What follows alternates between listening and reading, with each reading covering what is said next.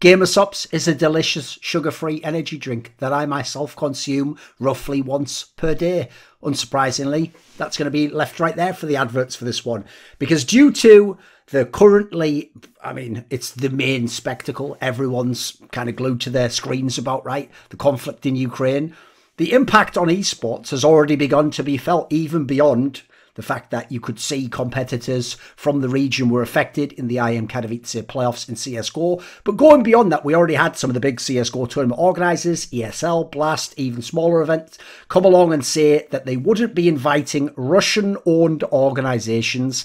Some of them more explicit, some of them less explicit. The gist was supposed to be because a lot of them, due to the nature of how business and the economy works over in the Russian Federation, perhaps. Again, I can't claim to know these things. Certain, some of them seem fairly squared away, seem to have connections to the Kremlin / whatever, if you could say that means Putin, whatever. So the implication being you have to somehow, if people are going to place economic sanctions on the country, this is sort of a way to mirror that in the esports space, and in doing so, show some support for Ukraine and potentially try and penalise the country of Russia in this particular case. Now, effectively, despite the fact this was sort of phrased as they wouldn't be inviting them anymore, they have functionally banned these organisations, and in doing so, because in the case of ESL, they basically said the players can play, even Russian players, just they can't play for that organisation. You have also effectively incentivised or put some pressure on the players themselves to leave those teams or not in any way help those teams benefit financially from them playing the game if you want to play in these tournaments. Now, obviously you can start with the whole idea of sanctions, but let's be real, that's already going on and was going on before these tournament organisers did this. Now, luckily, we talk about this exact topic of the sanctions and what's going on and what's this mean that like Russia has this treatment, but what about the USA or Saudi Arabia? We do all that discussion on an upcoming episode of By the Numbers, so I will save it for that. And then once it's here, I'll link it there. That might be in a couple of days. There's tons of topic on that. We go pretty deep on it. But I'll say that's not what this video is about. I personally do think, very briefly to touch on ESL and Blast, I do think there was a level of virtue signalling there where part of it was they wanted the goodwill of people who were supporting Ukraine or Ukraine themselves to feel like, wow, they're doing something about this situation and then they're punishing the Russian Federation. But my issue is, as far as I can tell, already those players had a kind of an hourglass, as it were, turned on how much they have left in their career. And even worse, it's already the case that they probably wouldn't be able to compete in a few months. And it's worse than that. I actually think we're heading towards a world where a number of Russian players, regardless of whether they play for a Russian owned org or not, will not be competing in Western esports / ESL, Blast, and the others, potentially even majors. That's what we're talking about now. So let's get into this topic, because when Na'Vi, the #1 team in the world, the #1 team in the CIS region, obviously a Ukrainian-based team, when they basically were talking in a Deserto piece that I'll link in the description box below about what they're going to potentially do in the future to navigate this situation, I'll read the quote by Zawok, who was if you remember, he used to be like the CEO or something of Hellraisers. Now he's in Na'Vi, and previously, people don't know, he not only was an analyst on the CIS region desks, particularly like Starladder and all that jazz, but years and years ago, at the end of 1.6, he was also a professional player. In fact, he even used to play with people like Blade, etc., Starix and all those guys. He said, "We are thinking about how best to proceed. We hope that the Russians will still be able to leave the country in the near future. Flights are being cancelled, and it is getting incredibly harder to let people out at the border. The situations with visas, whether new ones will be issued, is not clear." So not only have massive economic sanctions been placed on the Russian Federation, but travel from Russia is now severely limited, meaning that currently, if you have a visa like the Na'Vi players, you can still go from, for example, like Russia to maybe, say, like Turkey, I think, or maybe somewhere like Dubai would be an obvious example. You could go somewhere like that and take a longer trip with more steps and then come via there, if you have a work visa, to Europe, to North America, and play the tournament currently. But the issue is that actually is something that doesn't seem like it will continue on much further. It seems like that's only going to work for the current visas, and once those run out, there may not, as Zawok himself explains, may not be future work visas coming, in which case, effectively, players are banned from competing, whether they work for a Russian org or Na'Vi or any org. Remember, Entropic's supposed to be like Czech-based or whatever. It won't matter. Their players will experience the same issue. They just won't be able to travel to the event and work and be able to play in this sense. So think about that. That is a much bigger issue, and I noticed the penny hasn't dropped for some people, than just Virtus.pro, Gambit, the Russian-backed orgs, and the ones that historically maybe we suspect or know they have links to the oligarchs, right? So the issue now becomes, now Na'Vi's Russian players, 3 of the 5 players, suddenly they're on the chopping block potentially. Suddenly maybe they won't be able to play. Maybe they'll have to be replaced within Na'Vi. Jame from Virtus.pro, the iconic player, Monacy who just joined G2, the entire Gambit team minus basically Hobbit. All these teams for now can travel with their existing visas if they have them and work at the events with slightly more stops. But what happens when those visas run out? That's the issue. Because as far as I can tell, with the way things currently are and look like they're tracking, I suspect they will effectively be trapped within the Russian Federation or countries that have not placed travel sanctions on Russia, and they will be unable to visit the USA and most of Europe, and as a result, effectively will be out of what we consider esports. They won't be a part of what we consider esports history. They will just become a niche side region, and who even knows if we'll be able to access, who knows what will go there. It might really be like it's as if they left our realm, as it were, as if they just went to another world, as if they just don't exist within the place that we currently live. That might be effectively, functionally, how it seems to us, and we're talking within months, guys. This is such a big topic. I don't think people understand it. It's why I imagine people might initially even wonder, like, oh, invoking, the terminology of the Iron Curtain, isn't that a bit much? First of all, it's a metaphor. And secondly, it's essentially what is happening right in front of your eyes. Like, do people really not get this? This is so weird to me. So think about this.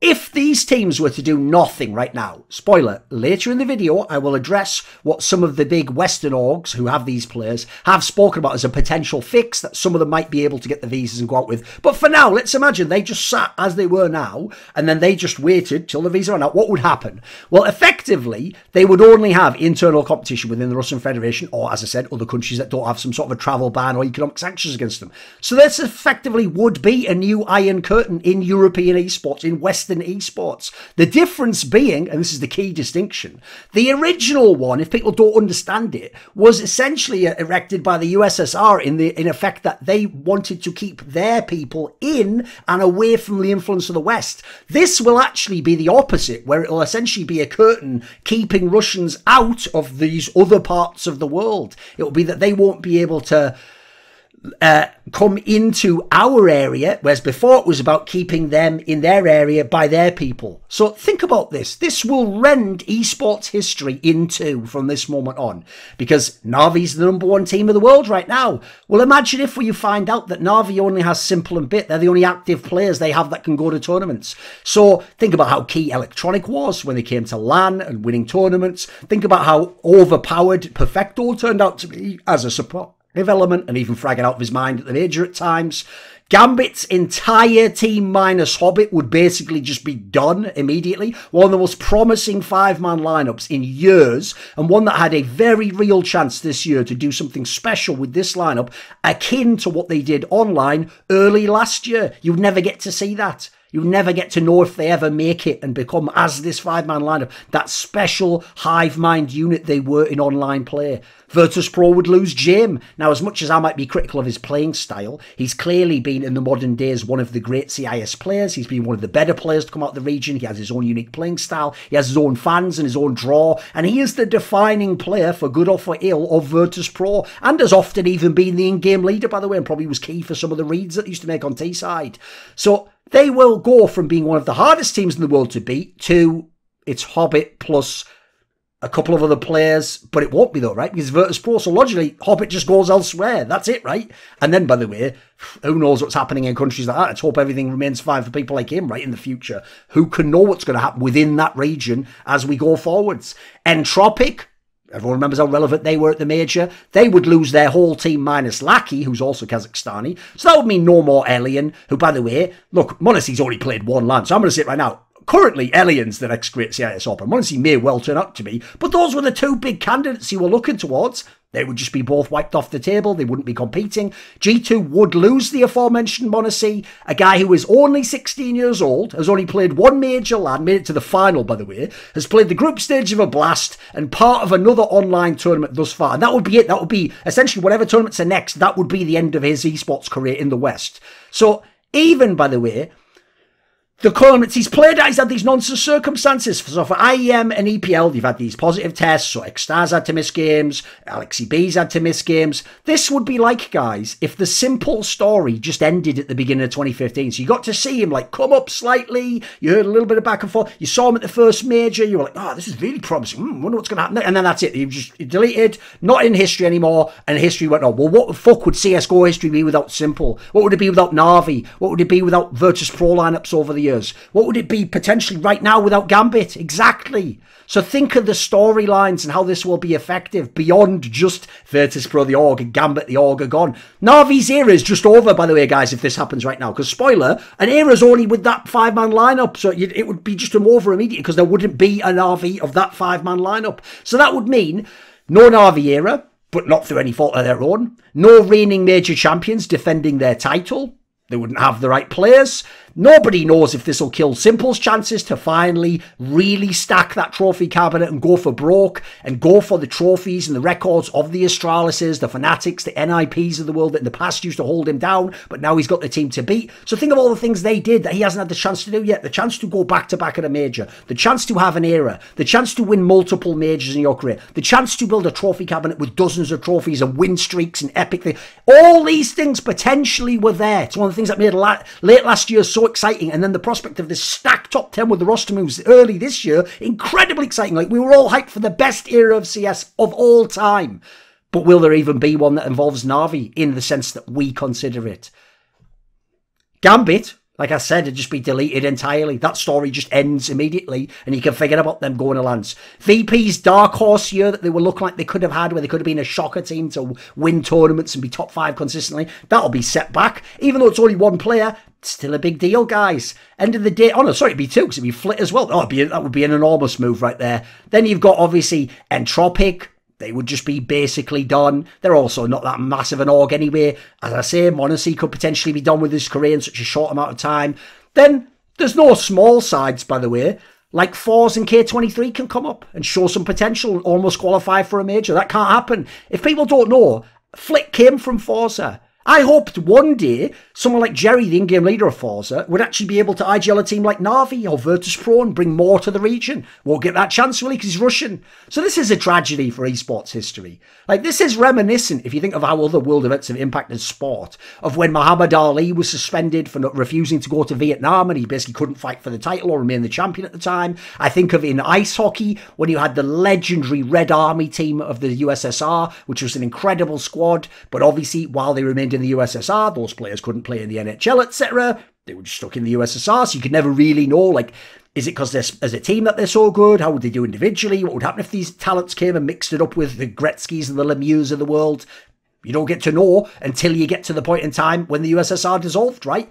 The super duper possible best top 10 of all time, most contested, parity, stratification, amazing teams all through it, top players, amazing mixture of regions. That'll all be cut in half because of how many CIS region talents and teams we had. So the future is looking very bleak as it is. Like, remember, this was the region that showed the most promise over the last couple of years. Last year was an amazing breakout. This year was going to look even better. There's a world where you could have had 4 CIS teams in the top 10. You could have had 2 or 3 in the top 5. You could have still had the number 1. In fact, the number 1 and number 2 could be CIS teams competing with each other, couldn't they? This could be an era of Counter-Strike unlike any others. They had the talent of NA, but they're closer geographically to EU. They can practice against EU. They've got their own internal meta, and they had their own minds emerging to lead the region. People like Blade and Groove had hit their sweet spot, and finally we're in a position where there were some of the best coaches in the world building amazing structures, bringing in young talents and making the right player moves. All for naught, right? In this scenario, if the orgs go, if the players can't compete, if it's just only Ukrainians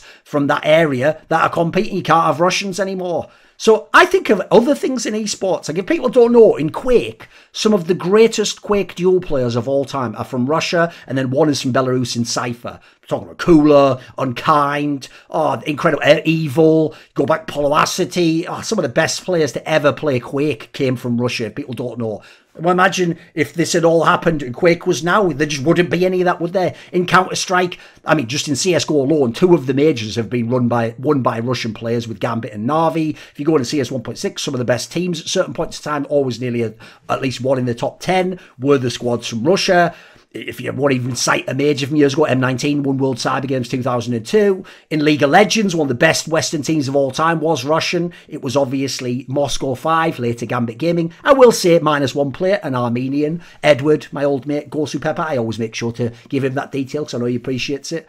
So there is some light potentially at the end of this tunnel. But it ain't all sunshine necessarily. Because here's the problem. Apparently, some of them might be able to exploit nationality changes. Now, I don't know how that works. Like, do they have to have a relative that in some ways from another country that can have it? Are there certain countries that would just allow you if you're a big sports star, you pay enough to do it? Who knows? I'm not an expert on that topic. But apparently, an example might be that Monacy might get some sort of Serbian nationality so he can remain and play and go to the tournaments. Now, that's all well and good in terms of it could let them play the tournaments. Okay, there's step one taken care of. Maybe for you, that's all you care about. But I also care about who these people are as humans and that they have a good life beyond being really good at video games. And the problem is they'll be in a very tough situation because think about it, getting that citizenship. I don't know if us as a country that in the past allowed this or will in the future allow you to have dual citizenship. Maybe they'll treat it like if you want to give up, if you want to get another citizenship, you have to give up the Russian one, in which case maybe you're not allowed back to Russia. Maybe it has a big impact. Maybe your family life is affected by that, whether you could be around them, whether you could see them. Maybe your mental health gets affected by that. Maybe you have to live outside Russia. Maybe the direction of your life entirely could be changed by this. You might be labelled as a traitor back home. I don't know if you know the current situation over there. It might be very different than you understand in the West. They might lose friends and family over this, depending on what information their friends and family are having and what sides they're taking. And by the way, I don't want to hear any, well, who cares about that? These are people's families we're talking about right now. I don't want to hear your shitty little internet reply guy opinion and your glib statements about how well, just tell Putin to stop that. No, that isn't what Cypher from Belarus can do. That isn't what Jame from Virtus.pro can do. That doesn't mean it's somehow cool that for Jame he now has to decide,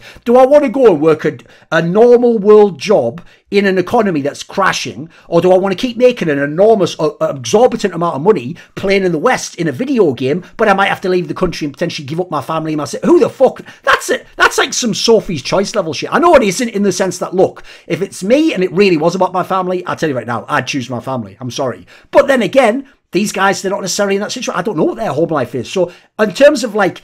essentially, you could also say that is the income that they're going to use for their family. So again, they're in a very tough situation. And it ain't as simple as people think. And there are even worse things that could come as a consequence of this, by the way. So I don't think it's as simple as people realise. It isn't the case that just get a nationality and then you go, no problem, right, solve the problem. No. And then what about this? Here's one people haven't even thought through. Because right now, for obvious reasons, people don't want to speculate on the outcomes of this conflict / war / invasion, whatever you want to call it. But let's imagine a world where... maybe, for whatever reasons, maybe there's some sort of a peace negotiation and part of the country goes to Russia. Maybe, can't conceive of what the scenario would be, but maybe there's a world in which Ukraine has to become part in any capacity beyond what it currently is of a Russian Federation or some sort of pseudo-USSR, because what people haven't thought about then is, okay, maybe with the current circumstances, they would make a rule, like if Ukrainians can leave the country, then they're allowed to like defect to the West, as people did during the Soviet Union. If people don't know, top sports stars, Martina Navratilova or whatever the fuck, if you ever look it up, that happened. But again, you might have to leave your family behind, you might be considered traitor. There's so many social and real world consequences that can come from that. It ain't as simple. So people aren't thinking this through. Maybe there's a world where potentially, if it all gets, like, essentially, if they seal over the cracks and Ukraine loses the war, I don't want to exist in a universe in which now it's like, right, well, because it's a new USSR, oh, well, obviously no players can come to the West. Now, that would mean no Simple, that would mean no Bit, that would mean no Hobbit, that would mean all those guys would be locked out. I don't think people understand these things can get darker, they can get worse, they can get more drastic. And even though, of course, the most important thing is the people on the ground and the situation going on in those countries. But this is an esports video. I am an esports expert and I'm telling you about the context of esports history. And one day, years from now, when those people hopefully are no longer at danger, no longer in danger, this will also be a secondary, a tertiary component of the consequences of what's going on right now and how it will affect esports and the fact that we'll essentially have to pretend. Imagine if Simple couldn't play CSGO. Imagine if Shiro can't play CSGO. Imagine if all of Gambit except Hobbit can't. Like, there's a world in which you're having to have these conversations where even though you're talking and going, yeah, of course, Ziwu and Nico, they're some of the best players. And in the back of your mind, you're going, but my Muhammad Ali can't even play this guy. See what I mean? People haven't thought this all through. It's not a simple situation. No pun intended, of course.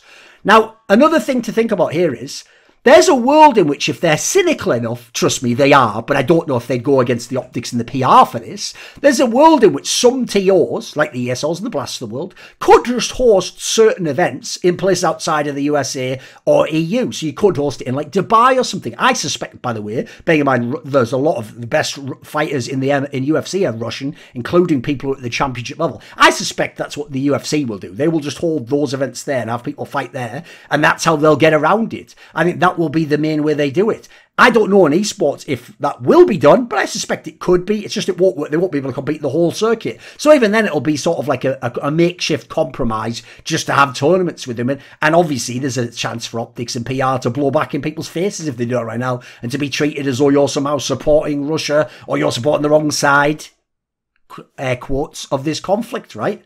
Yeah, again. Now companies are having to ask, not can we do a tournament with them, but in what way and how will it be interpreted? So I don't know any of this stuff. None of us do right now. So what I will say is this. Because we're so uncertain about what the future is, it also makes analysing right now incredibly difficult. Because at the moment, we're all treating it as if everything's as it was, and you know, the next tournament's going to come, and how's Navi Zera, and of course Money's progressing, can't wait to see Jame play. Ooh, will Gambit ever get over those landers? We're all treating it like we're essentially got our ostrich head in the fucking sand and we're just ignoring it. Or you can do what I do and keep shading in like, well, we want to see him be there, what does that mean for Gambit? But then that sort of is a bit of a bomber, isn't it? It's not that great. So it makes it very difficult to fully engage and analyse right now. And quite frankly, if you do the former, it almost feels like you're just setting yourself up for a fall or a rug pull when you inevitably get some of these players, potentially a lot of them, potentially whole teams taken from you. Then consider this. Let's say you could change your nationality, but what if some of these players don't have the money to do that, or don't know in the future if they don't have Russian-backed orgs, if they'll actually have an org to pay for it? Or what if they, again, you can see how, this is the Pandora's box, guys. It ain't just like, here's what you do. It's like, you pull on that thread, the whole thing starts to unravel. So yes, of course, loss of human life is tragic. Wars and invasions are tragic. But this is about the scale and context of the discussion. And in an esports context, there is its own tragedy there. There's what might have been with the players that have competed. There's what we once had with the great setup and the incredible amount of different countries and styles and talent pools coming into the top tier. And there's what we may never have again. This video was kindly supported by Ahmed Hadjou, Matt Pugnatio Rajcula, Travis Goff, Adam Ochs, Animosity, Bot Pounder 420, Hades, Jensen Goh, Joseph Ginsburg, Kovacevicd, Tobias Bernasconi, Thooorin, William Peyton Lacy, Zoomba, Zyrathenia, and as always, special thanks goes out to Jerky's Minion. Do you want to suggest a topic or a guest for my content? Want to ask me a question in my monthly AMA? Do you want teasers? Find out who the upcoming guests are. Maybe you want to take part in a lengthy donator discussion with me. Well, if so, put your money where your mouth is and join the Skilluminati today. Where? Via the Patreon link in the description box.